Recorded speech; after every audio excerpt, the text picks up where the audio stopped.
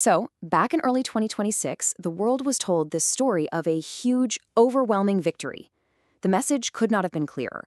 Iran's massive missile arsenal, the biggest, most powerful in the Middle East, had been completely broken. But then, the alerts started popping up again.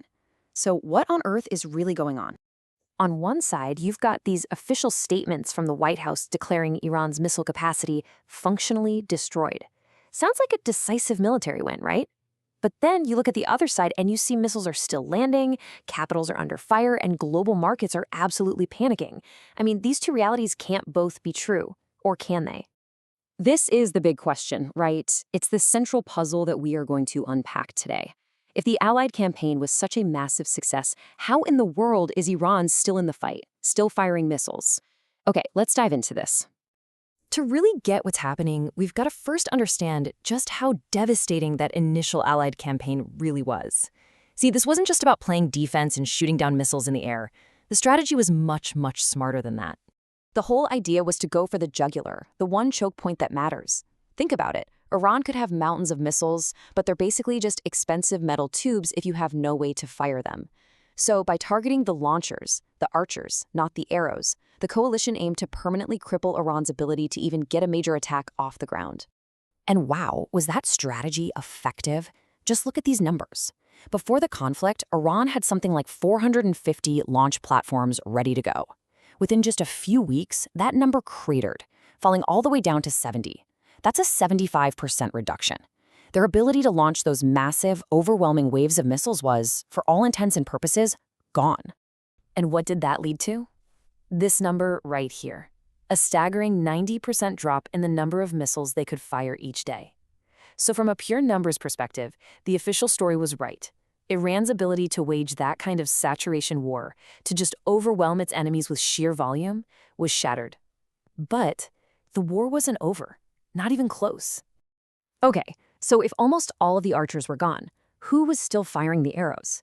And this is where the story takes a really interesting turn. It turns out, you don't need a whole army of archers if the few you have left can still hit their targets. You know, an air campaign, no matter how powerful, has its limits. Iran is a huge country. Finding every single mobile launcher that's hidden in a mountain cave or tucked away in some random civilian garage, it's next to impossible without boots on the ground. You combine that with a decentralized command that can keep fighting even if its leaders are taken out, plus a grim willingness to just absorb massive losses, and, well, a dangerous remnant of their force survived. And that remnant adopted a brand new strategy, a war of economics. Look at this. Iran can send a Shahed drone, which costs maybe $20,000. To shoot that thing down, an advanced Allied interceptor missile can cost over $2 million.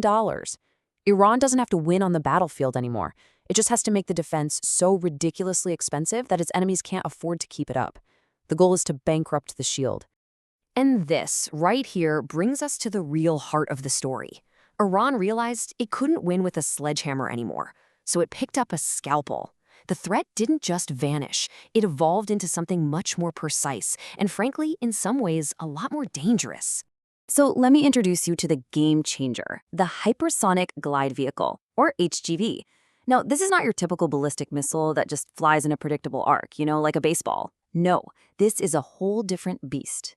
Here's how something like Iran's Fatah 2 actually works.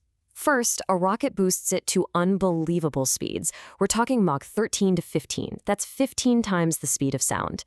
Then the glide vehicle separates and basically surfs on top of the atmosphere, making sharp, unpredictable turns. For even the best missile defense systems in the world, trying to hit this thing is an absolute nightmare. How can you possibly hit a target when you can't predict where it's going to be? So, it all boils down to this, and this quote from Muhammad Saloom just nails it. Iran doesn't need to fire 100 missiles at once anymore. By using these super advanced weapons like the Fatah 2, or even just by getting one simple drone through the defenses, they achieve their new goal. It's not about military destruction, it's about psychological and economic warfare. Just one missile hitting a refinery can make global oil prices skyrocket. Just one drone hitting an airport can shatter an entire nation's sense of safety. And all of this, it points to a pretty sobering conclusion. While the immediate arsenal was absolutely hammered, the foundations of Iran's program are shockingly resilient. This conflict didn't end the threat. It might have just kicked off a new and much longer game. Because here's the problem. You can't bomb what you can't find. A huge part of Iran's program is buried in these insane underground facilities like Pickaxe Mountain, which is 100 meters under solid granite, built to survive almost any bomb. On top of that, they have resilient cyber networks ready to go, and they're getting critical support, intelligence and components from countries like Russia and China. And maybe the scariest part, they have the core technology to develop an intercontinental ballistic missile, an ICBM, by 2035. And please, don't make the mistake of thinking this is just some regional problem.